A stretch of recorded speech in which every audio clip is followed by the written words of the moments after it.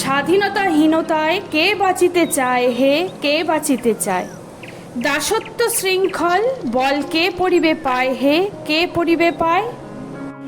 নমস্কার। আজ ৭৮তম স্বাধীনতা দিবস।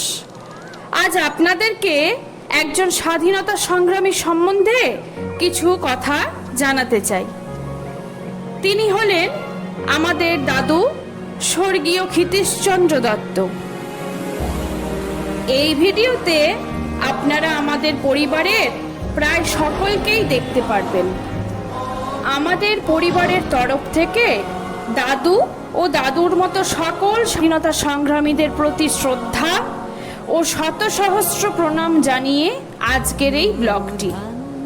পুষ্প ভরা আমাদের বসুন্ধরা, তাহার মাঝে আছে দেশ এক সকল দেশের সেরা, ও সে স্বপ্ন দিয়ে তৈরি সে দেশ স্মৃতি দিয়ে ঘেরা।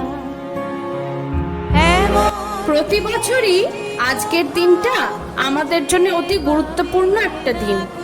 বাড়ির ছোটরা ও বড়রা মিলে এই দিনটি উৎসাহের সাথে উদযাপন করে। আমার জন্মভূমি, সে যে আমার জন্মভূমি, সে যে আমার জন্মভূমি।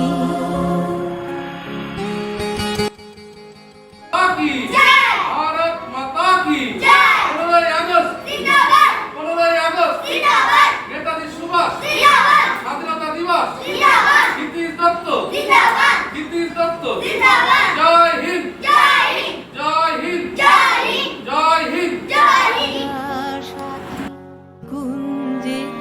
এখন যে ভিডিওটা আপনারা দেখতে পাচ্ছেন সেটা ইন্ডিয়া গভর্নমেন্টের আজাদি কা অমৃত মহোৎসব পোর্টাল থেকে তুলে ধরা। তারা ফুলের উপর ঘুমিয়ে পড়ে ফুলের মধু খেয়ে। আমাদের দাদু স্বর্গীয় ক্ষিতীশচন্দ্র দত্ত 15 এপ্রিল 1908 সালের বাংলাদেশের ঢাকা জেলার বারুদির সন্মাদিতে জন্মগ্রহণ করেন। বারুদি স্কুলে পড়ার সময় তিনি অধীর সরকারের মতো বিপ্লবী নেতাদের সংস্পর্শে আসেন। তাদের দ্বারা অনুপ্রাণিত হয়ে তিনি স্বেচ্ছাসেবক হিসেবে কাজ শুরু করেন। ক্ষুদিরামের আত্মত্যাগ সমগ্র দেশকে, বিশেষ করে যুব সমাজকে আলোড়িত করে।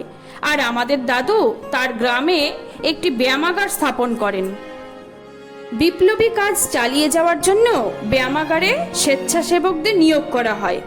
আর শীঘ্রই পুলিশের কাছে গোপন রহস্য উন্মোচিত হয় এবং পুলিশ আমাদের দাদুর উপর নজর রাখতে শুরু করে। আমাদের দাদুর বাবা স্বর্গীয় রজনীকান্ত দত্ত ছিলেন সম্পূর্ণ পারিবারিক মানুষ। তিনি ভেবেছিলেন উগ্র বন্ধুবান্ধব এবং পরামর্শদাতাদের সাথে মেলামেশার কারণে দাদুর জীবন নাকি বিপন্ন হয়ে পড়েছে। তাই তিনি দাদুকে নারায়ণগঞ্জে তার কাকার বাড়িতে পাঠিয়ে দেন। তিনি ভেবেছিলেন যে তার কাকার বাড়িতে স্বাধীনতা সংগ্রামের প্রতি তার আবেগ কমে যাবে, কিন্তু দাদু তার পড়াশোনায় কোনো মনোযোগ দিতে পারছিলেন না। তিনি ম্যাট্রিকুলেশন পরীক্ষা দেননি, বরং তিনি স্বদেশী আন্দোলনে আরও সক্রিয় হয়ে ওঠেন। আর এবার পুলিশ তাকে গ্রেপ্তার করে।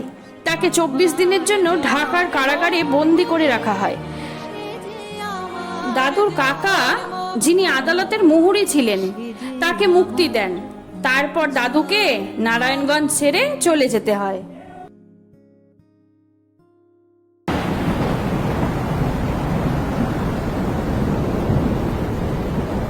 দুর্গম গিরিকান্তার মরু দুস্তর পারবার হে, লঙ্ঘিত হবে রাত্রি নিশীথে যাত্রীরা হুঁশিয়ার।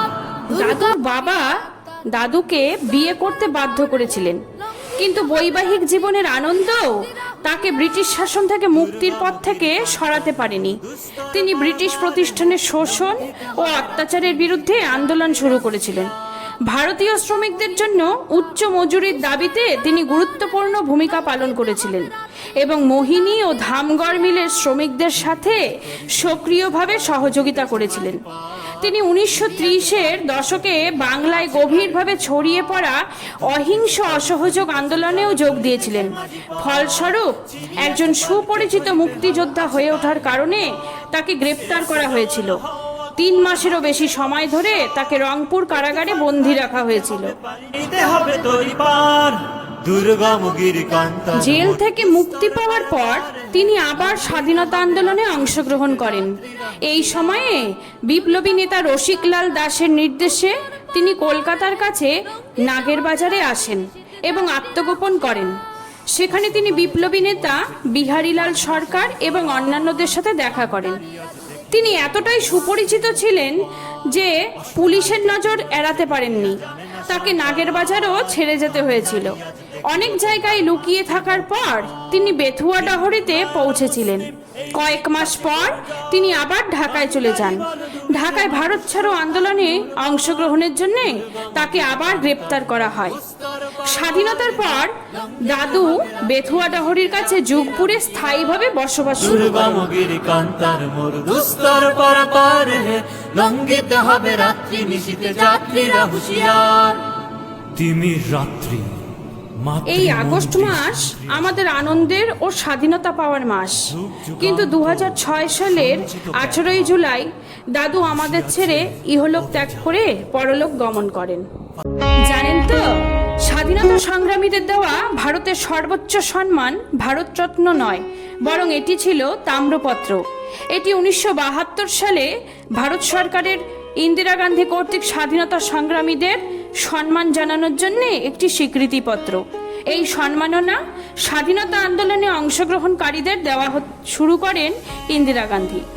আমাদের দাদু 1988 সালে ভারত সরকার কর্তৃক উপস্থাপিত স্বাধীনতা সংগ্রামীদের সর্বোচ্চ সম্মান তাম্রপত্র দিল্লিতে শ্রদ্ধেয় রাজীব গান্ধীর হাত থেকে পান।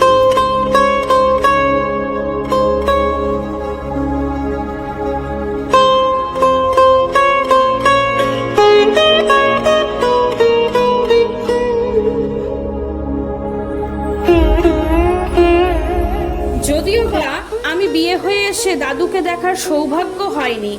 ম্যাকের তো নয়ই, ম্যাকের সবে এখন 1.5 বছর বয়স। তবে ম্যাক ঠাম্মা ঠাকুরদা আর তার বাবা মানে দাদুকে যদি দেখতে পারতো তবে হয়তো আরো ভালোবাসা পেত।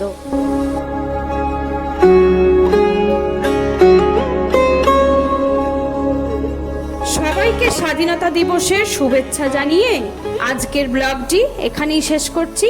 সবাই ভালো থাকবেন, টাটা।